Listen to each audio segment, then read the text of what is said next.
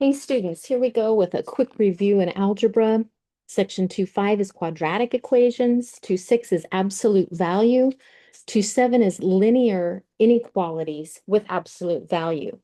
Now, when I ask you to solve an equation, if I'm asking you to solve, I have to give you the equation, which means I have to give you something with an equal sign. And I'm telling you what is equal to what. If I'm asking you to simplify or factor, I'm simply asking you to rewrite whatever expression I have given you into a format that has a equal value, but looks different. So solve the quadratic 3x squared plus 17x equal 28. Okay, my goal then, when it says solve, I know that I'm looking to find that the variable equals some number. The fact that I know the zero product property means I want to subtract 28 from both sides. So that means the equation 3x squared plus 17x equal 28 has all the same answers as 3x squared plus 17x minus 28 equal to 0. Why and how does that help? I know the zero product property says if I can factor, well, the zero product property says if I have factors multiplying together that equal 0, then at least one of those factors has to be 0. All right. To factor this, I'm going to look for my AC. My A is 3, my C is 28. So here we go, 3 times 28.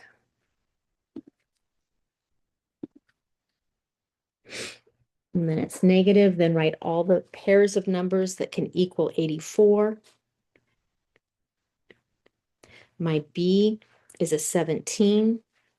The pairs of numbers that equal 84. Yes, I need negative 84. That just means I have a positive times a negative. 1 times 84, 2 times 42. That's not looking right. Second.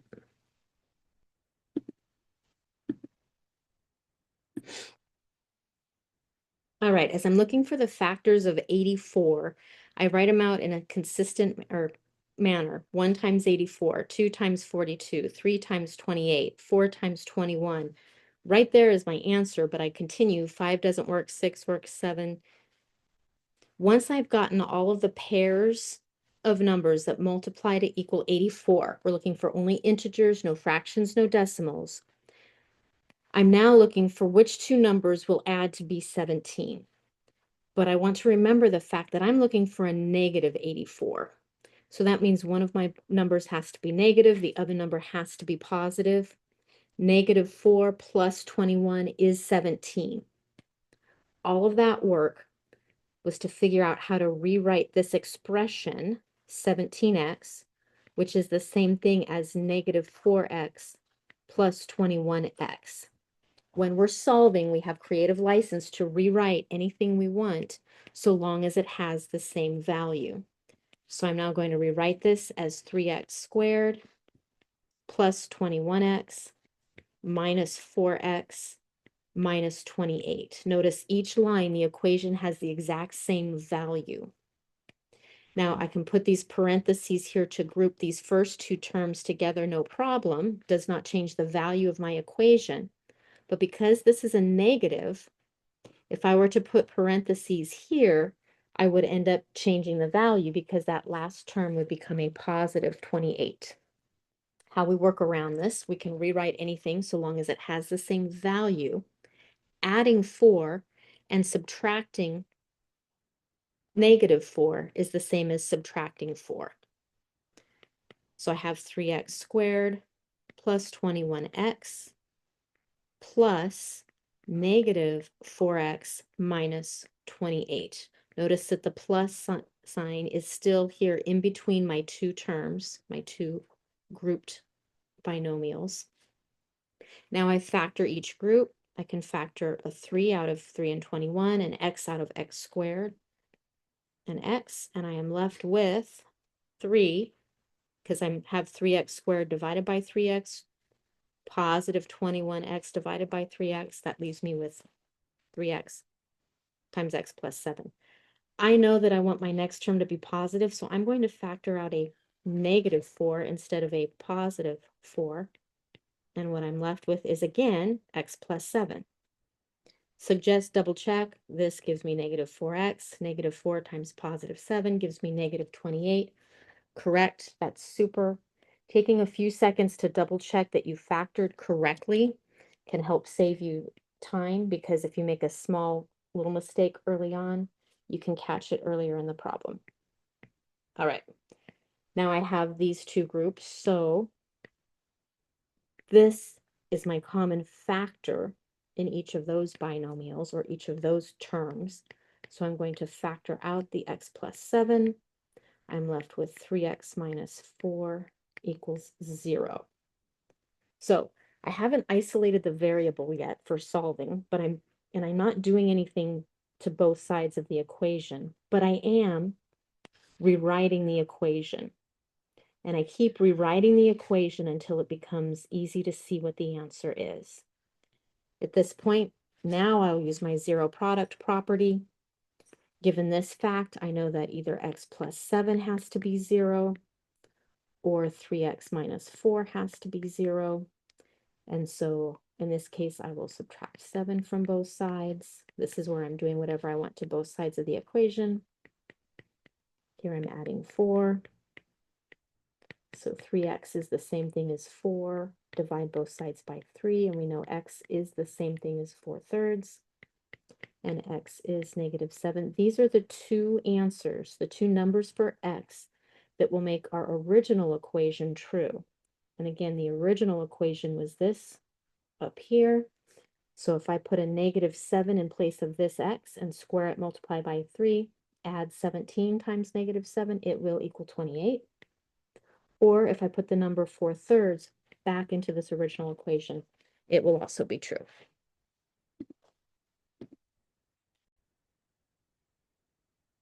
So to summarize, I was given this original equation in the black box and asked to solve it. When we are asked to solve something, we are asked to find what is the numerical value that when I replace that variable x with the number, it will make the equation true. We've just proven, because each of these subsequent equations have the same value, and when we got here to our zero product property step, we're multiplying these two factors, x plus 7 and the factor 3x minus 4.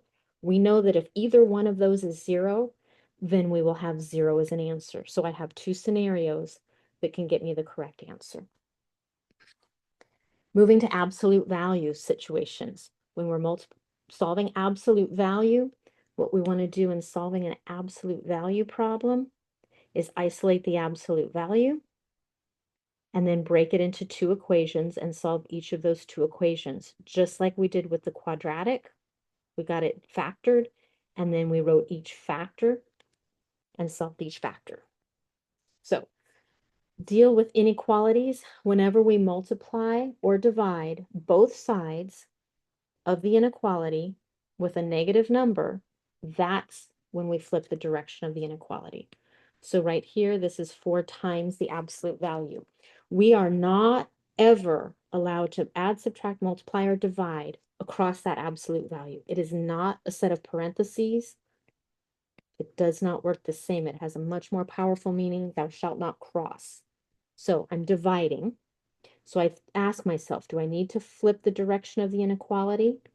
No, because I'm dividing by that +4. I'm doing the same thing to both sides of the equation. So I'm still left with the absolute value of x minus 6 has to be less than or equal to 9. I've now isolated my absolute value. So now I'm going to rewrite it as two equations. So instead of having the absolute value of this, I can write this as x minus 6 is less than or equal to 9. Or the other scenario is when I have negative, or the opposite of x minus 6 is less than or equal to 9. Now, what most instructors do is they kind of skip this step. So if I divide both sides by a -1, I now have to flip the direction of the inequality, because what I'm doing is dividing by a negative. And so now I have x minus 6 is greater than or equal to 9. And I have the equation x minus 6 is less than or equal to 9. Most instructors, many instructors, myself included, have us go from this absolute value equation to these two these two equations without the absolute value. But you'll notice that the direction of the inequality has changed. And the one that is literally the same just without the absolute values is written down. And the one that we flip the direction of the inequality, what we make negative was the 9. We've skipped that step where we're dividing both sides by the red -1. So now I need to solve those two equations. So solving these two equations, I'm going to add 6 to both sides. I'll just write down quickly what I'm doing so I don't forget. So that x minus 6 less than or equal to 9 is the same thing as x less than or equal to 15. And this equation is the same thing as x greater than -9 plus 6 is -3. There we go. Now, I need an x less than 15 and greater than -3. So if I graph this, here's my number line. My number line represents all the x's in the universe. If that is where number 15 is on the number line, and that is where -3 is on the number line, to graph is to just draw a picture. So if I have x less than or equal to 15, that means 15, 14, 13, 12, 11, 10, 9, all of the fractions and decimals and numbers all the way down to and including -3 will make the equation true. So here's a picture showing all of the dots that will make my equation true. It's everything from -3 to 15. Now, you also need to learn interval notation. So the interval of numbers on this number line are all of the numbers from -3, including -3, so use a bracket, up to and including number 15. The set builder notation is always going to have these squiggles. It's going to tell you which variable you used in your equation and have a vertical line that you can type right above the return button on your keyboard. So set builder notation is always the set, these squiggles, the set of all x such that, and then you just write the equation. Now, I can write it as two equations, but it's the same thing as if I write it this way. So I'm going to write it as -3 less than or equal to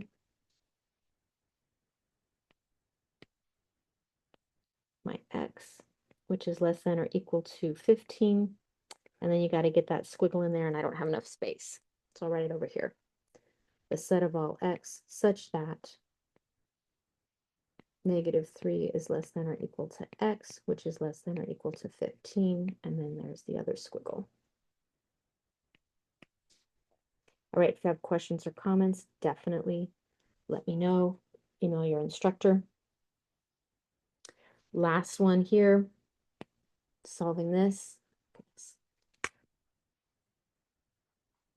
Express the solution set by graphing. Show it in set builder and interval notation. This is an inequality. I'm going to rewrite it down here. -3 times the absolute value of 2x plus 1 is less than 12.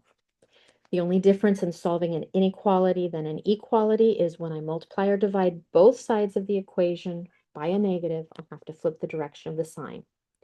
This -3 next to the absolute value is multiplication. It's blocking my goal of isolating the absolute value. So I'm going to rewrite this as the absolute value of 2x plus 1 is less than, now I'm dividing by a negative. Because I'm dividing both sides by that -3, I have to change the direction of the inequality. Positive 12 divided by negative 3 is negative 4. So now I have this. The absolute value of 2x plus 1 is strictly greater than negative 4. Okay. I'm going to have 2x plus 1 is greater than negative 4, and 2x plus 1 is less than the opposite of a negative 4. The opposite of negative is positive. I'm going to solve each of these. By solving, I want to isolate the x. So I choose to do whatever I want to both sides so that I get this x all by itself. Here I'm dividing by 2, but I'm dividing both sides by positive 2, so I have x is greater than negative 3 halves. And here, again, that plus 1 is in the way, so I choose to subtract 1 from both sides.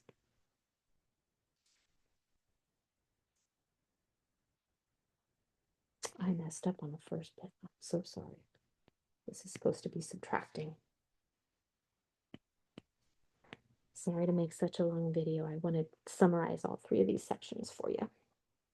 Subtracting 1 from both sides. Writing one thing and saying another is not easy. Here I'm dividing both sides by 2. Again, it's a positive 2.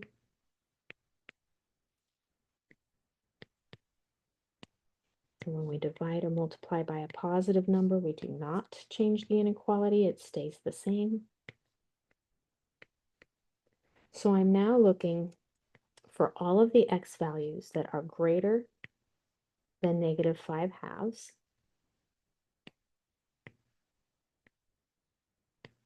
That's what this is telling me to do.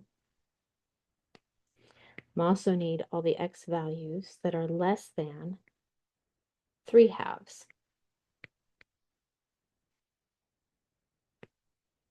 So if I pick a number that is greater than 5 halves or less than 3 halves, well, that is basically any number in the universe. Negative infinity is off to the left.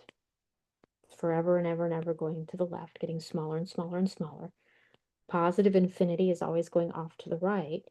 So actually, this is all real numbers. Or in interval notation, it would look like this. In set builder notation, it would be the set of all x such that x is a number somewhere between negative infinity and positive infinity. We are not allowed to use brackets with infinity, nor do we use an equal sign with infinity, because we can never land on infinity. Infinity is not a set specific number we can land on. It's an idea of forever getting bigger or forever getting smaller. So here's our interval notation. Here is our set builder notation. Please keep the questions coming.